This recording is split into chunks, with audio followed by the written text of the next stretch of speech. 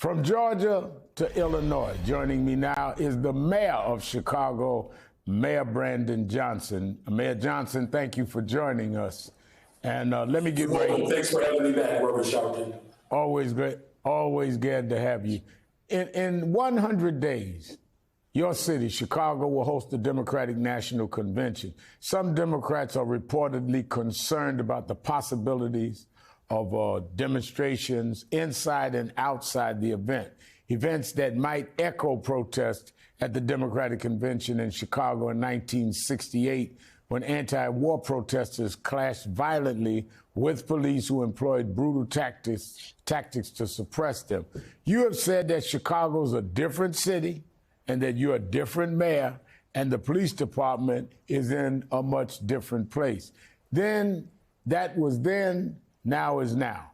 Are you confident the convention will take place successfully and safely? I am. My vision, Reverend Sharpton, for this convention is to ensure that we have a peaceful but yet energetic and vibrant convention. Confident that the city of Chicago will showcase its beauty and, of course, the soul. The soul of Chicago is one that is very much tethered to a storied past. This is the city that said, yes, we can. This is the city that said, keep hope alive.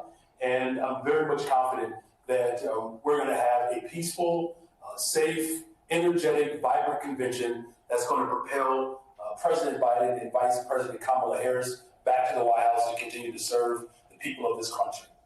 Now, we followed weeks of protests on college campuses all over America, including Chicago, where at Northwestern University, students and administrators were able to reach an agreement to voluntarily suspend demonstrations. Meanwhile, at the University of Chicago this week, student protesters criticized university and campus police for tactics they have employed to clear their encampments. What is the current status of protests on campuses in Chicago, also considering that it is now commencement season? Well, as you know, Reverend Al, the city of Chicago has a long history in demonstrations as well as protests, right? And if there was any mayor that would understand, the value of protests and demonstrations, it's certainly me. I've been a part of demonstrations and protests challenging the government to fight on behalf of the people of not just this city, but the country, whether it's for public education, public transportation, healthcare. As you've seen earlier, we do have a number of our universities that are working and demonstrating a great deal of care for these students, as well as these individuals who are pushing for the government to be responsive to their demands. I made it very clear, particularly in the case of the University of Chicago, that their local police department, the campus police department, our local police department did not support that plan. In fact, we are working with campuses all over the city of Chicago to ensure, again, peaceful demonstrations, but also making sure that we're protecting the First Amendment right. It's a fundamental value of this country. And as long as we are committed to protecting free speech, but also doing it in a safe way, that is the balance that we are striking here in Chicago. But again, what I'm very confident in is that working with local police department, the Secret Service, as well as other local law enforcement, we're going to ensure that the people who will descend on the greatest city in the world, that they'll see again the soul of Chicago, which really embodies the full spirit of what the Biden-Harris administration has been about: protecting workers' rights, protecting reproductive rights, fighting to make sure that people have an opportunity to receive education without going into extreme debt. That's what I've done over the course of my first year in office, building a better, stronger, safer Chicago, very much in line with the President of the United States. I know myself from recollection. I was 13 years old when they had the Democratic Convention in Chicago, but I remember I was already involved in civil rights, and it is a lot different between Mayor Richard Daley then and Mayor Brandon Johnson now. I'll just leave it there. People can read into that what they want. But let me go to this. You this week, you met with Illinois Governor J.B. Pritzker along with other state lawmakers at the state capitol of Springfield to discuss the city budget. Among the top issues were funding for schools, public safety, and the debate over a proposed new stadium for the Chicago Bears. What are your spending priorities for the city, and where do the negotiations over the budget stand at this point? Yeah, well, our spending has been, quite frankly, a very balanced approach. I passed my first budget, a $16.77 billion budget, without raising property taxes. Previous administrations had balanced the budget off the backs of working people. We didn't do that. We expanded paid time off, the most substantive paid time off ordinance in the entire country. Over 1 million workers will get double the amount of time off, which is much needed. We abolished the sub-minimum wage tip workers. As you know, one of the staunch vestiges of slavery, where most of the workers are women of color. 100,000 workers will receive a raise as a result of us abolishing this tip wage operation. We've also invested over $250 million into the unhoused, $100 million violence prevention. And then, of course, I just moved on the largest bond deal in the history of Chicago, over $1 billion to build homes and create economic development. With all that being said, Springfield has an opportunity to fund our public school system at the rate in which it's promised to do. I fought for a funding formula that would base our public education spending on needs and not just on a per pupil basis. Springfield agrees with it.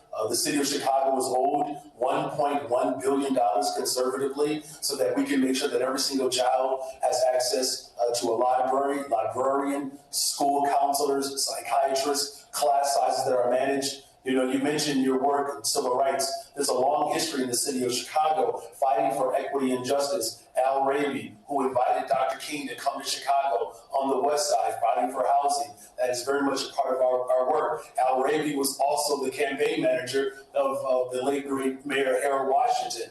And Al Raby was a public school teacher teaching social studies just like myself. So you're seeing this full circle of our ancestors fighting for a better, stronger, safer Chicago, particularly as it relates to public accommodations. We're just simply demanding that Springfield do their part and actually fund our education system. Again, it was W.E.B. Du Bois that said that public education at the expense of the state, after all, is a Negro idea. And so I'm moving the city of Chicago closer towards the direction of equity and justice. And we need our partners in Springfield to step up and provide the necessary funding to do that. Yeah, when you talk about civil rights in Chicago and Al Raby, as you know, I was mentored by Reverend Jesse Jackson of Chicago. But let me ask you this. I remember going to a nonpartisan Get Out the Vote rally in Chicago on the west side where you live, Reverend Marshall Hatch and Ira Acri and the Leadership Network, which is affiliate of National Action Network, had the rally, and you were the only candidate that showed up and rocked the crowd. So as I look at the calendar, next Wednesday, the 15th of May, is your first anniversary in office. As you reflect on your first year serving as Chicago's mayor, what are you most proud of, and what do you have left to accomplish in your judgment? Well, that's a good question. As I mentioned earlier, our work to make sure that we provide funding to deal with this housing crisis, we're seeing dividends on the returns on our investments already.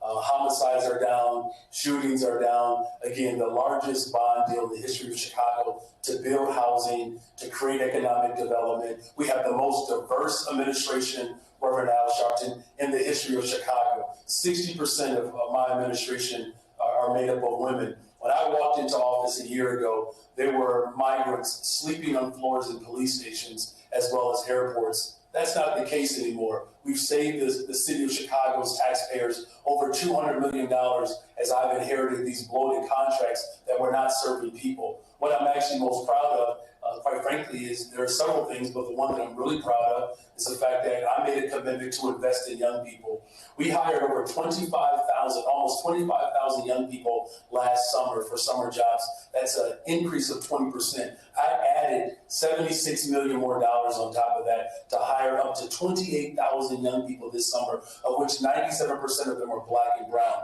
Building a better, stronger, safer Chicago requires us to invest in people, and I've done that. You mentioned the Bears proposal as well.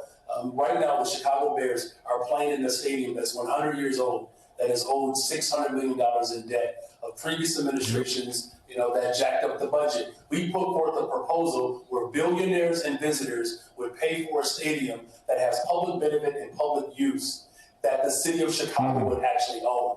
And so that's the work that we're doing. I'm very proud. Mayor Harold Washington, he needed 20 years. I'm saying we need 24. So I've been proud to serve this first year, and I'm looking forward to the next 23 right now.